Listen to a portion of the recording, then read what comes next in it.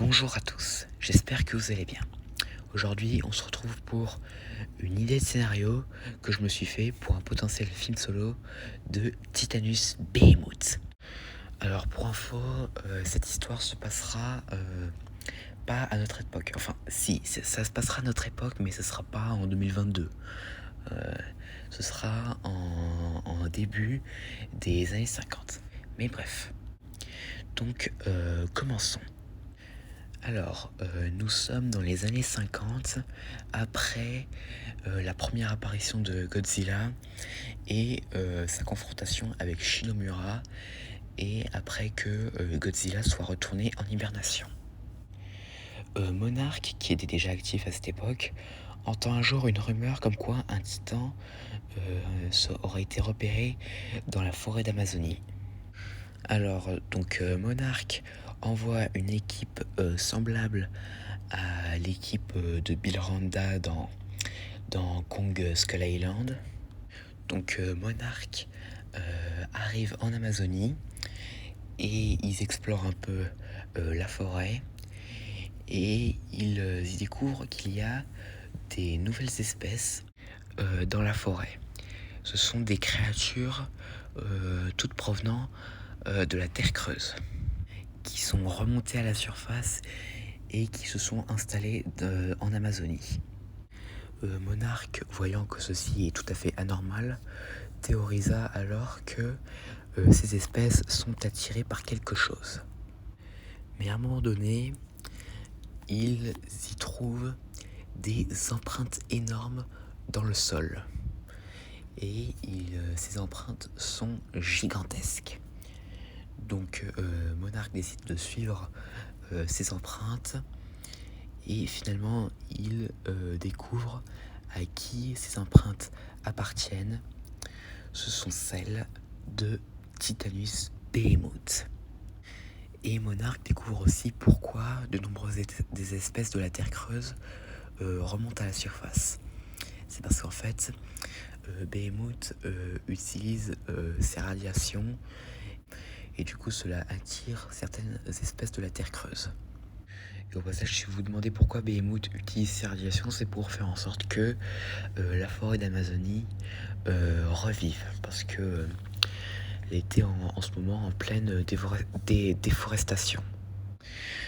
Donc, entre-temps, Monarch découvre une tribu indigène.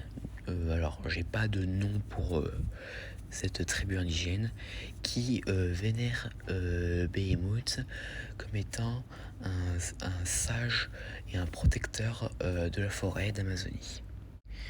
Et il raconte aussi que Behemoth a un vieux rival puissant, le Léviathan. Cependant, ce nom n'est pas inconnu pour les gens de Monarch, car Léviathan est un titan que Monarch avait jadis découvert au Loch Ness. Et c'est aussi le Léviathan qui fait l'objet de la controverse du monstre du Loch Ness. Et d'ailleurs, en parlant du Loch Ness, au même moment, à l'installation de Monarch se trouvant là-bas, il découvre que le Léviathan est en train de s'agiter. Et là, d'un coup, le Léviathan sort sa tête de l'eau et pousse un rugissement. Et là, d'un coup, il sent quelque chose et replonge dans les profondeurs et emprunte un tunnel passant par la terre creuse. Donc, de retour en Amazonie, donc Monarch étudie un peu Behemoth. Mais plus tard, il rencontre des exilés de la Seconde Guerre mondiale qui se sont enfuis en Amérique du Sud après la Deuxième Guerre mondiale et qui prévoient d'utiliser l'énergie de Behemoth pour créer leurs propres armes nucléaires et mettre en plan un nouveau régime en Amazonie. Mais entre-temps, le Léviathan arrive en Amazonie et affronte Behemoth. Donc un combat féroce et pendant le combat, le Léviathan est repoussé. Mais là, les exilés de la Seconde Guerre mondiale décident de capturer Léviathan et de prendre contrôle du titan et de l'utiliser comme une arme pour tuer Behemoth. Donc les exilés volent de l'équipement de Monarque et capturent le Léviathan avec, mais le Léviathan se libère et tue ses exilés.